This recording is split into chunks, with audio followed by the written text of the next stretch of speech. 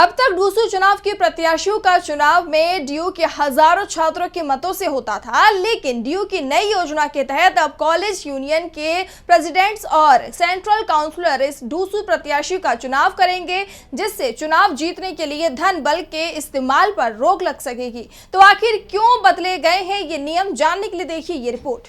दिल्ली विश्वविद्यालय छात्र संघ चुनाव में ऐतिहासिक बदलाव की तैयारी है। अब डूसू चुनाव के प्रत्याशियों का चुनाव डीयू के हजारों छात्रों के मत से नहीं होगा, बल्कि वे चंद मतों से जीत हासिल कर सकेंगे। दरअसल अभी तक डूसू चुनाव के प्रत्याशियों का चुनाव डीयू के हजारों छात्रों के मत से होता रहा है, लेकिन डीयू की नई योजना के तहत अब कॉलेज यूनियन के प्रेसिडेंट्स और सेंट्रल काउंसलर डूसू प्रत्याशियों का चुनाव करेंगे। इसमें खास बात यह है कि चुनाव में यही पदाधिकारी प्रत्याशी होंगे और इनके मतों से ही डूसू का चुनाव होगा। लिहाजा इन पदाधिकारियों के मतों से डूसू चुनाव में उतरे प्रत्याशियों की जीत होगी। इस प्रकार अब डूसू चुनाव में जीत के लिए प्रत्याशियों को कुछ गिने चुने मतों की ही जरूरत होगी। इसका असर ये होगा कि अब डूसू प्रत्याशियों को डूसू चुनाव में जीत के लिए धनबल का प्रयोग करने की जरूरत नहीं होगी। बता दें कि डीयू द्वारा डूसू चुनाव को लेकर तैयार की गई इस योजना का उद्देश्य मनी और मसल पावर यानी धनबल के प्रयोग को खत्म करना ही है।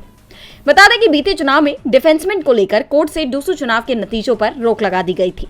इस स्थिति को देखते हुए डीयू ने डूसू चुनाव में बदलाव को लेकर एक समिति गठित की थी। इस समिति की सिफारिश को डीयू की कार्यकारी परिषद की आगामी बैठक में लाया जा रहा है। प्रस्ताव के तहत अब तक डीयू में सालों से डूसू चुनाव जिस तरीके से हो रहे हैं वो नहीं हो सकेंगे। नए प्रस्ताव के तहत अब कॉलेजों, विभागों और संस्थान अपने स्तर पर यूनियन के चुनाव करेंगे। इस तरह से पहले कॉलेज, विभाग और संस्थान स्तर के छात्र यूनियन के चुनाव होंगे और इस यूनियन के बाद डूसू के चुनाव होंगे।